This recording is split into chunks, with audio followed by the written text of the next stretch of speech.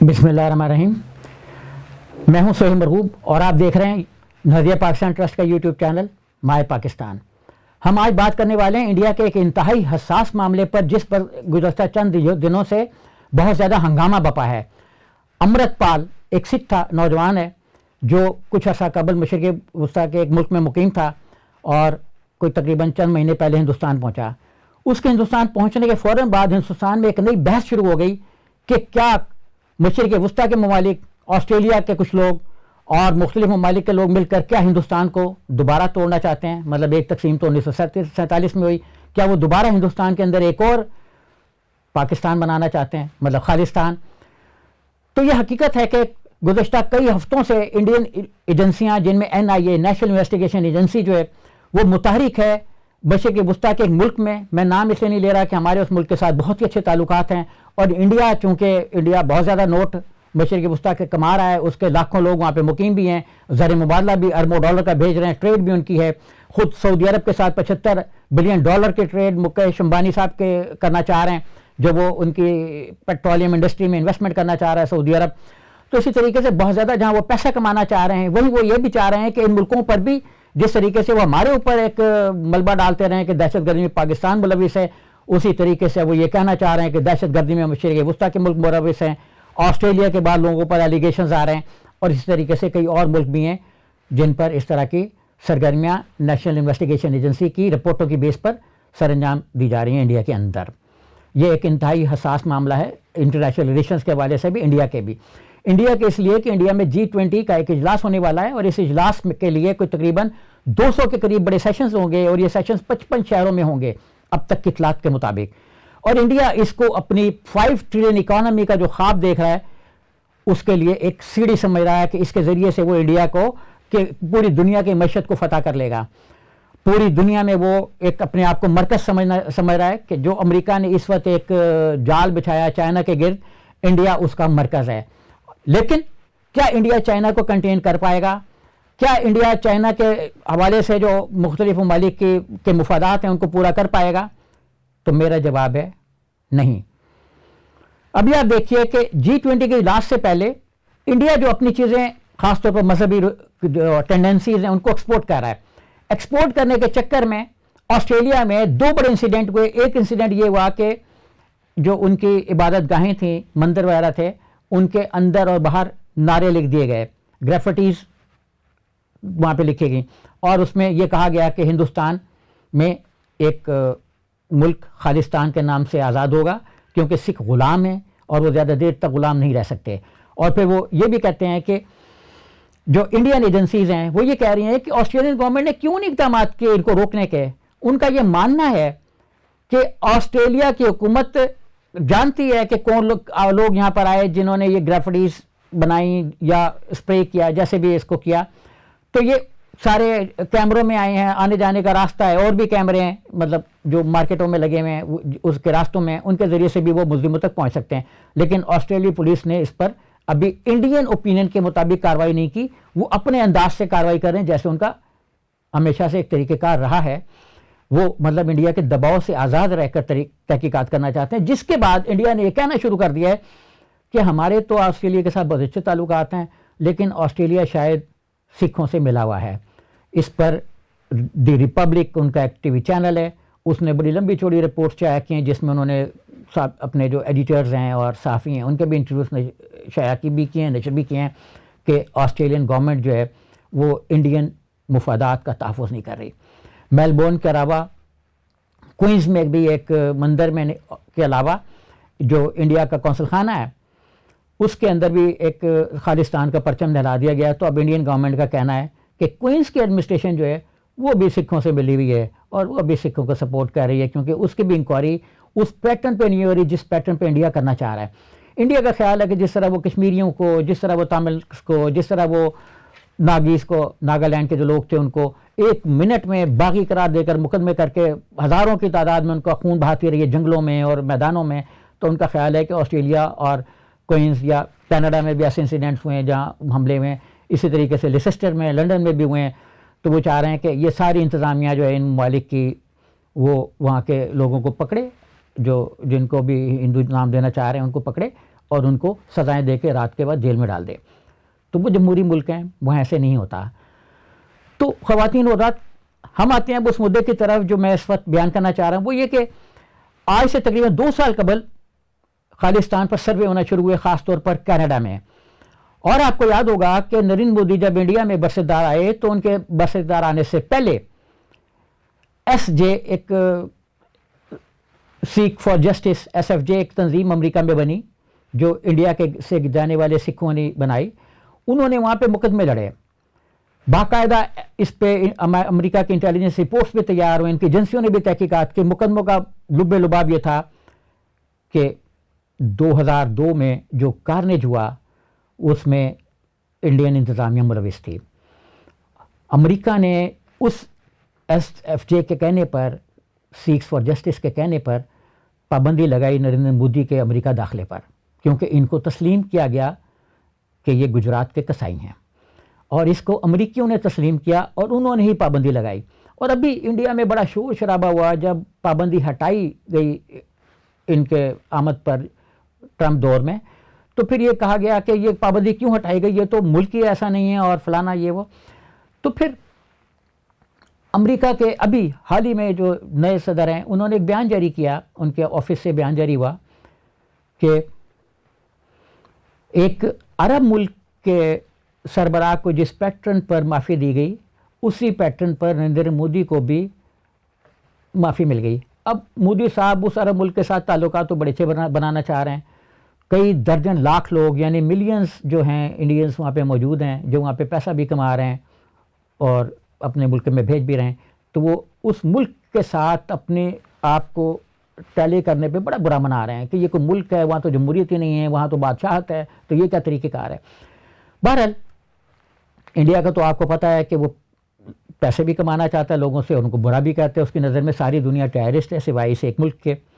تو جب یہ پابندی ایس ایف جے کے کہنے پر لگائی گئی تو کمرشل مفادات, مالی مفادات کی وجہ سے یہ پابندی ہٹائی گئی, اور کچھ سیاسی اور مختلف ملکوں کو کنٹین کرنے کا معاملہ تھا جس کی وجہ سے پابندی دوبارہ نہیں لگائی گئی ایس ایف جے کے دباؤ کے باوجود. امریکی انتظامیہ یہ مانتی ہے کہ 2002 میں کارنیج ہوا جس میں بے شمار لوگ مارے گئے, اور سرکاری اعداد کے مطابق 1000 اور غیر سرکاری کے مطابق 3000 تک لوگ, جس میں 69 کے قریب مسلمان جو ہیں وہ زندہ جلائے گئے. تو 2 سال پہلے جب کینیڈا میں اپنا خالصتان بنانے یا نہ بنانے کے معاملے پر ریفرینڈم شروع ہوئے تو وہاں ایک مسلمان پاکستانی بچی تھی, بچی ہی کہوں گا, نوجوان ہے, 30 سال سے اس سے تو کم عمر تھی جب اس نے یہ گانا لکھا. اس کا نام تھا صوفیہ جمیل. صوفیہ جمیل کا گانا تھا خالصتان دی اونلی سولوشن. تو وہ لکھتے ہیں کہ انڈیا ڈائنگ, انڈیا جو ہے وہ مر رہا ہے, India is denying, Punjab is dining.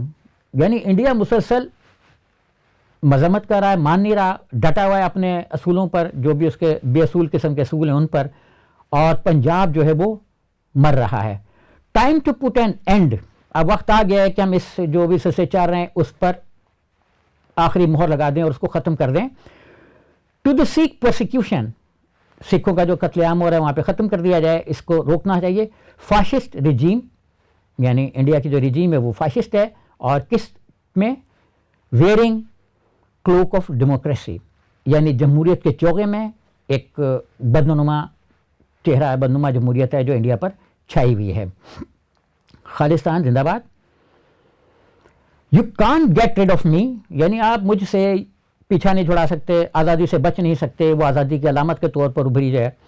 اور وہ کہتی ہے کہ اسکریو دی اینیمیز, اینیمیز کو کچل کے رکھ دو, ان کو اسکریو کر دو, جیسے کسی چیز میں ڈال کے جوس نکالا جاتا ہے, اس کا جوس نکال دو دشمنوں کا.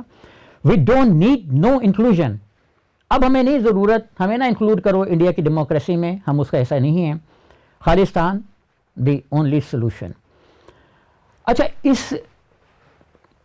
یہ اتنی پاپولر ہوا گانا وہاں پہ کہ اس کو ہندوستان میں بھی بہت سنا گیا اور کافی اس پہ لیدے بھی ہوئی, اور ایک سدھو نے وہاں پہ تنظیم بنا ہندوستان میں, وارث پنجاب دے, جو انڈین پنجاب ہے اس کے وارث وہ بنے, اور ان کی پھر ایک ٹرین ایکسیڈنٹ میں موت ہوگی, ایک گاڑی کے ایکسیڈنٹ میں موت ہوگی. آپ جانتے ہیں کہ ایسے لیڈروں کے ساتھ حادثات کیوں ہوتے ہیں. सिद्धू की मौत के बाद अमृत पाल एक सिख था जो मुकीम था एक अरब मुल्क में, 12 साल वो वहाँ रहा। 12 साल बाद वो कुछ तकरीबन 6 महीना पहले वापस आया। तो इस वक्त वहाँ पे काफ़ी सारे जुलूस निकल रहे थे इंडियन पंजाब में कि ये जो सिख हैं वो बेतहाशा काफ़ी बड़ी तादाद है जो जेलों में हैं, सज़ाएँ पूरी हो चुकी हैं या सज़ाएँ ख़त्म हो चुकी हैं, लेकिन वो रिहा नहीं हो रहे। इंडिया की ये रवायत है कि मुसलमानों को भी वो 22-22 साल जेल में रखती है। जैसे सीमी SIMI एक ऑर्गेनाइजेशन थी, उनके ताल्लुक़ के इल्ज़ाम में कोई 26 के करीब प्रोफेसर्स को, जजेस को और डॉक्टर्स को, इंजीनियर्स को जेलों में रखा गया और 22 साल बाद कहा गया कि ये तो बेगुनाह है।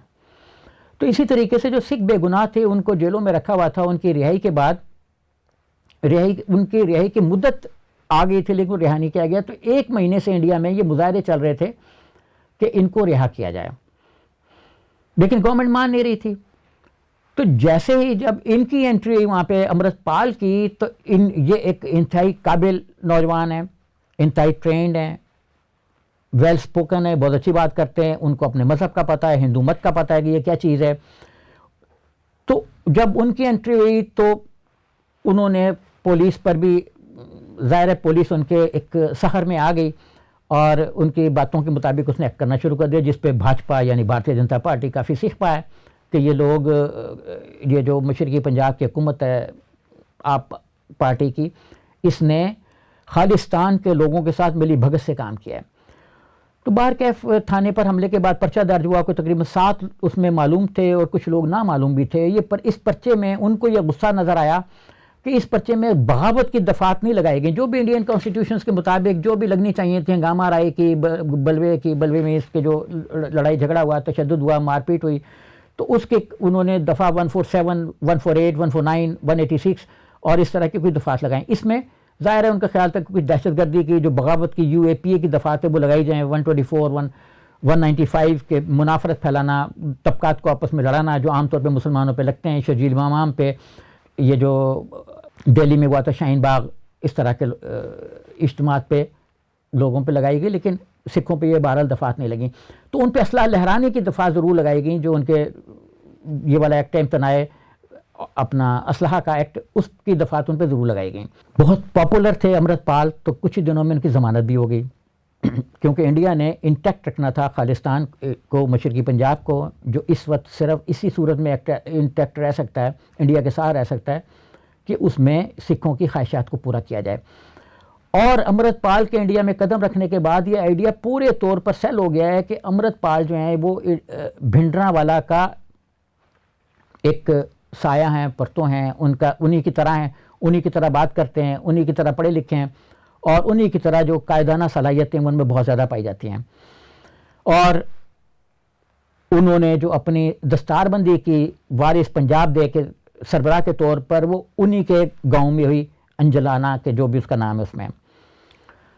तो अब इंडियन गवर्नमेंट जो वो काफ़ी घबरा गई इस पे। ABP उनका बड़ा चैनल है, इसके अलावा बेशुमार चैनल्स ने उनके इंटरव्यूज नशर किए और उसमें उनको बगावत बाकी के तौर पे पेश करने की कोशिश की गई, इंडिया में बगावत करना चाहते हैं। उनको इस तरीके से उभारा गया कि वो हिंदू मत को तोड़ना चाहते हैं। तो उन्होंने कहा कि हाँ, मैं हिंदू तो नहीं हूँ, हमारे तो सनतों ने और हमारे जो बुज़ुर्ग हैं उन्होंने हमें ये बताया है कि हम हिंदू नहीं हैं, क्योंकि हिंदू बुत परस्ती करते हैं और हम तो बुत परस्ती नहीं करते। एंकर्स ने उनके साथ ऐसे ऐसे सवालात किए जिसका नतीजा ये निकलता था कि सिखों को किसी तरीके से हिंदुओं के साथ लड़ा दिया जाए। लेकिन कमाल महारत के साथ अमृतपाल ने बड़े सही जवाब दिए और वो अब कहलाए जा रहे हैं भिंडरावाला 2। भिंडरावाला आप जानते हैं 1984 में जब ऑपरेशन ब्लू स्टार हुआ तो उसमें वो जान से गए। इंडियन आर्मी के हज़ारों जवानों ने, एक गोल्डन टेम्पल है जो सबसे बड़ा उनका गुरुद्वारा है, वहाँ पे ऑपरेशन किया और इतने लोग वहाँ पे मारे गए कि सही आदाद शुमार, जिस तरह 2002 के मुस्लिम कुछ फसाद के आदाद शुमार दस्तियाब नहीं कि सही कितने थे, अभी तक बेशुमार लोग लापता हैं, जिनकी ज़ाहिर है अब तक तो लाशें ही होंगी, कहीं ना कहीं मर खप गए होंगे, क्योंकि ये मार के नालों में फेंक देते हैं ताकि हड्डियाँ भी ना मिलें, या मिलें तो कुछ पानी जो है वो में मिल के सब कुछ ख़त्म हो जाए। तो वो ये साबित करना चाह रहे थे कि अमृतपाल जो है वो भिंडरावाला के नक्शे कदम पे चल के हिंदुस्तान को तोड़ना चाहते हैं। तो उन्होंने कहा कि हाँ, अगर मुझे ये دبایا گیا، اگر ہمیں اس حد تک دبایا گیا تو ہم وہ کر سکتے ہیں، کیونکہ انڈیا جو ہے وہ کوئی ملک نہیں ہے، ایک ملک نہیں ہے۔ یہ انڈین چینلز میں نشر ہوا، ان سے سوال ہوا کہ آپ کیوں الگ ہونا چاہتے ہیں؟ اس نے کہا انڈین کانسٹیٹیوشن میں رائٹ موجود ہے۔ بہرکیف تو امرت پال کو بھنڈرانوالا 2 کہا جا رہا ہے، اور خود انڈیا کا یہ خیال ہے کہ یہ بھنڈرانوالا 2 بننے کے تمام لوازمات جو ایک کسی گروپ میں موجود ہوتے ہیں وہ اس میں پائے جاتے ہیں۔ اب میڈیا کیا کرتا ہے؟ انڈیا سب سے پہلے تو جو بھی لیڈرشپ ابھر رہی ہوتی ہے یا جو بھی طبقہ جو ہے وہ ابھر رہا ہوتا ہے، تو سب سے پہلے وہ اس لیڈرشپ کو کے ارد گرد جال بنتی ہے کہ سارے ٹیررسٹ ہیں، کوئی نہ کوئی، کبھی وہ کہتے ہیں پریشر کوکر ہے تو وہ بام میں ہے، اس کے گرد انہوں نے جالے بننا شروع کیے کہ یہ ہیں کون۔ تو وہ 12 سال پیچھے چلے گئے کہ یہ دبئی میں کر کیا رہے تھے۔ وہ تو وہاں پہ ایک کارگو ایجنسی میں ملازم تھے، ان کے ایک کزن رشتہ دار وہاں پہ موجود تھے، انہوں نے ان کو وہ جاب دلوائی تھی۔ انڈین ایجنسیوں نے اس کو بھی پروب کیا، تحقیقات کی گئیں کہ یہ وہاں پہ کس کس سے ملتے رہے، تو پتہ لگا کہ کوئی 10 لوگوں سے ان کے رابطے تھے۔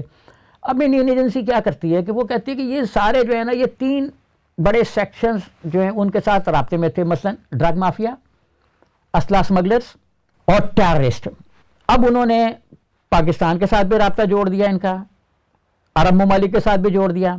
عرب ممالک کے اندر جو وہ بیچارے کارگو کی ایکٹیویٹیز کرتے رہے، اس کو بھی انہوں نے جوڑ دیا کہ یہ بھی کوئی ٹیررسٹوں کی سرگرمیاں تھیں، اور انہوں نے 10-12 جو سکھ تھے جو ان کے ساتھ بقول ان کے رابطے میں تھے۔ ظاہر آدمی اگر کہیں بیرون ملک ہوتا ہے تو اپنے بھائی بندے کو فون تو کرتا ہے نا، تو یہ والے فون جو ہیں یہ بقول ان کے سارے ٹیررسٹ تھے جن کو فون کیے گئے۔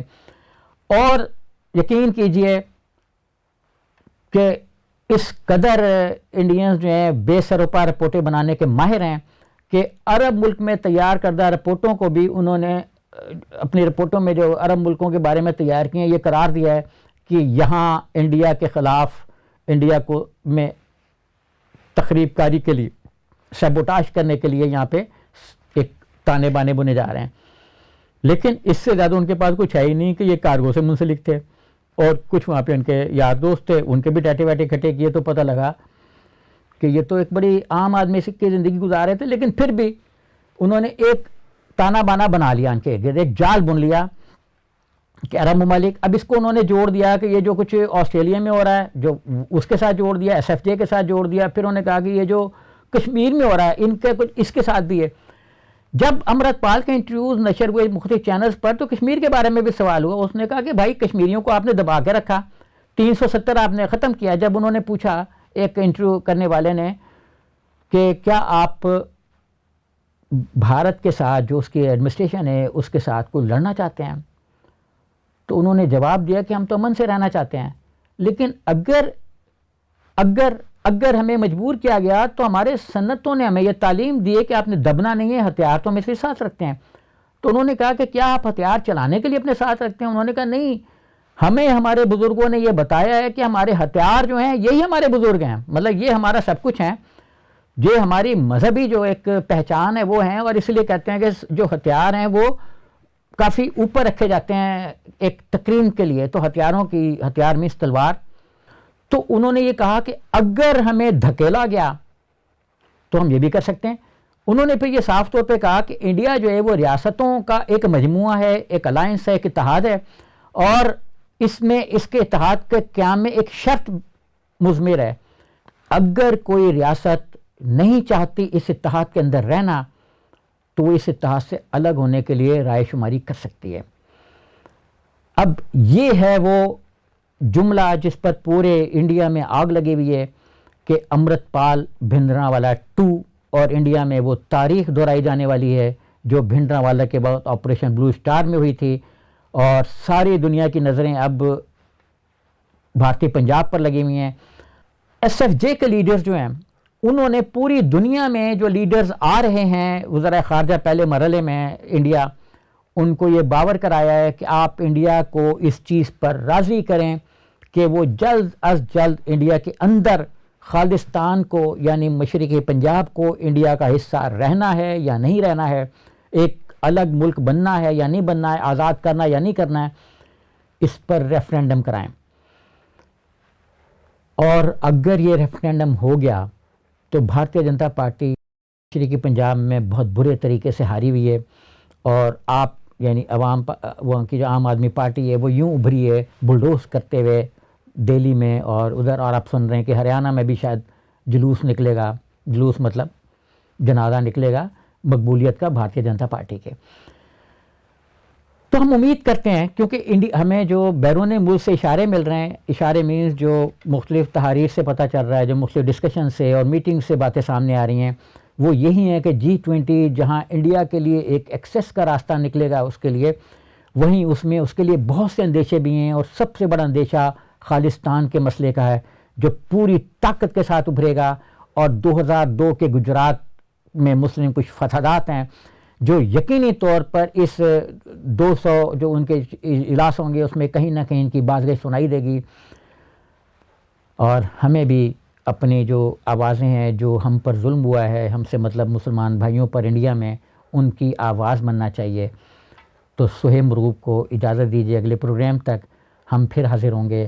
پاکستان زندہ باد۔